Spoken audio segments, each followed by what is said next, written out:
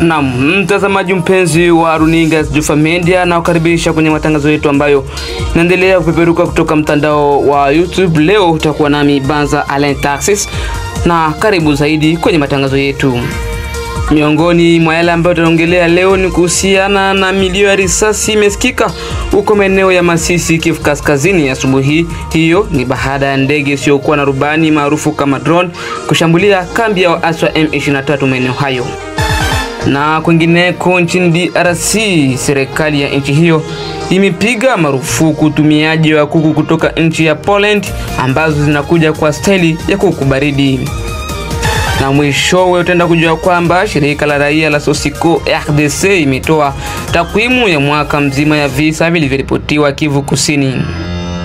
Na kama nilivyokujuza huko kwenye mtasari wa habari zetu, ndege isiyokuwa na rubani ya FARDC ililenga eneo la M23 mapema asubuhi ya Ijumaa hii Januari 19 huko Kilolirwe katika groupment ya Bashali Kaembe katika eneo la Masisi, Kivu Kaskazini.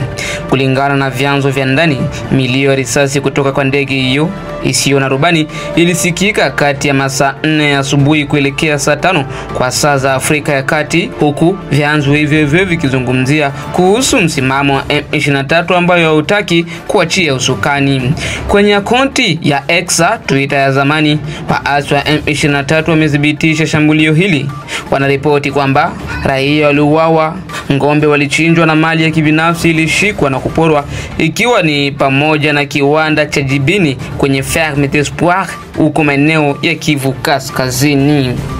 Ni vizuri ni kufahamishe kwamba ili ni shambulio lingine la ndege isiyokuwa na rubani maarufu kama drone ya jeshi la Jamhuri ya Kidemokrasia ya Kongo, ambayo ilikuwa ikiwalenga wa M23 asi ambao wanaendelea kutokomeza vitendo kwa Kivu Kaskazini na Ituri, akiwa ni LDF.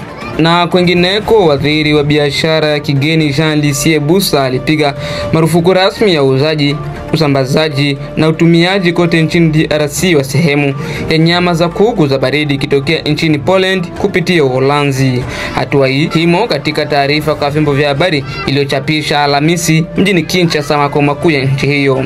Waziri Busa alisema anategemea hii juu ya habari za kiafya ambazo zitakuwa ni hatari kwa wananchi ambao hutumia kuku hizo za baridi ambazo zinatoka maeneo ya uzunguni. Kwa hiyo waziri ameagiza huduma zote zinazofanya kazi mipakani kuzuia na kutokuruhusu mzigo wote wa kuku hizo za baridi kutoka nchi hizo kwenda kuingia nchini Kongo ya Kidemokrasia.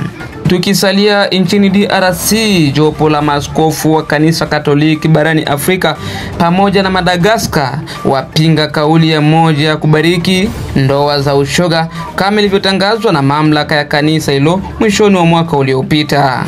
Mwandishi wetu Mwolelwa Msekedide anakujia na ripoti kamili. Tangazo hilo lilitolewa na Kardinali Fridolin Ambongo, ambaye ndiye mwenyekiti wa sasa wa kongamano la maaskofu wa Afrika na Madagascar. Limetokea baada ya maoni mseto yaliyoibuka bara mzima la Afrika kutokana na mila na utamaduni wa Kiafrika. Swala la ushoga au ndoa ya watu wa jinsia moja bila shaka ni tendo la kulaaniwa hata ndani ya kitabu kitakatifu ambacho ni Biblia, inayosema alaaniwe yeyote yule anayefanya mapenzi na nyama au kufanya mapenzi ya jinsia moja. Tangazo la mamlaka ya kanisa Katoliki duniani kuamua kubarikia ndoa ya ushoga lilipokelewa kama vile radi kwa Waafrika wengi ambao sio mila yao. Ce que nous ne voulons pas, c'est quoi? C'est qu'ils veulent nous imposer leur pratique, que d'ailleurs le président Poutine appelle mœurs décadentes de l'Occident. C'est la décadence culturelle et morale d'une société. Mais ils veulent imposer ça chez nous. Or, notre culture en Afrique n'est pas comme ça. Iwe kwa wahumini wa kanisa Katoliki wenyewe kama vile wahumini wa madhehebu mengine nchini Jamhuri ya Kidemokrasia ya Kongo, aliyekuwa wa kwanza kukerwa na kulipinga ni Kardinali Fridolin Ambongo, ambaye hakusita kumwandikia Papa Francisco wa Roma kama anavyodokeza hapa. J'ai écrit personnellement à sa sainteté le pape François. Une lettre de 7 pages. Je lui ai écrit non pas seulement comme le président d'ICHEAM, mais je lui ai écrit comme son conseiller, membre du conseil de 9 cardinaux qui accompagnent le pape dans la réforme de l'Église.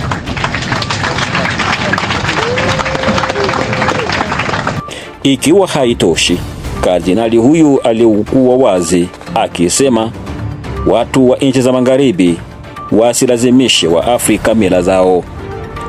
Wa Afrika wana changamoto zao, wala hawawezi hata kidogo kubeba msalaba kama huo, inapofahamika bayana kuwa kanisa Katoliki ni kielelezo, aliendelea kusema Kardinali Ambongo. Nous avons beaucoup de défauts, mais on ne peut pas nous reprocher l'homosexualité. On peut trouver des cas isolés, comme on a eu en Ouganda. Les martyrs de l'Ouganda, vous connaissez leur histoire. La société ne fonctionne pas comme ça. Quand le 18 décembre du Saint-Siège, nous avons reçu le document Fiducia Supplicans, signé par le préfet du dicaster pour la doctrine de la foi et contresigné par sa sainteté le pape François, il y a eu levée de boucliers en Afrique. On ne comprenait pas ce qui se passait au niveau de l'Église. Même les autres églises qui nous appelaient, on dit mais on compte sur l'Église catholique pour contrer cette idéologie. Maintenant, vous êtes le premier à autoriser la bénédiction de couples homosexuels. Huyu alimalizia kwa kufunga safari kwenda Roma, Italia, kuongea na Baba Mtakatifu Francisco ana kwa ana. Je suis allé à Rome la semaine passée. J'ai quitté ici le lundi pour arriver à Rome le mardi. À 6 heures, j'étais déjà dans la maison Santa Marta, là où habite le pape. En moins de 2 heures, il m'a fait signe qu'il me recevait à 18h30, le même jour. C'était le mardi de la semaine passée. Et le mardi, il m'a reçu. Nous étions à 2 avec lui. Et le pape était très désolé. Je dois dire, il était le premier à souffrir de toutes les réactions qui figeaient de toutes les parties du monde. Il en souffre parce que c'est un être humain. C'est pas que ça lui fait plaisir. Ayo hayawezi kukubaliwa hata kidogo. Lazima waachane nayo, kama alivyoendelea kueleza. C'est sur le champ qu'on a convenu avec lui parce que je lui ai dit la solution à cette question, ce n'est plus de nous envoyer des documents avec des définitions théologiques, philosophiques, des bénédictions. Ça n'intéresse pas le peuple. Ce qui intéresse maintenant, c'est une communication qui tranquillise le peuple en Afrique. À la fin, j'ai signé le document en tant que président du ICHEAM au nom de l'ensemble de l'Église catholique d'Afrique. Et le préfet du dicaster a contresigné. C'est le document que nous gardons dans les archives.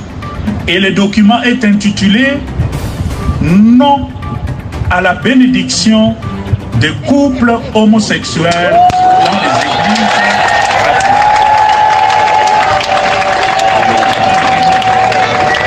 Mimi ni Molelwa Msekedire wa Zejofa Media. Na kwa kumalizia, kesi zaidi ya 165 za utekaji nyara na kesi zaidi ya 458 za mauaji na kesi 2058 za wizi imerekodiwa katika mwaka 2023 katika mkoa wa Kivu Kusini.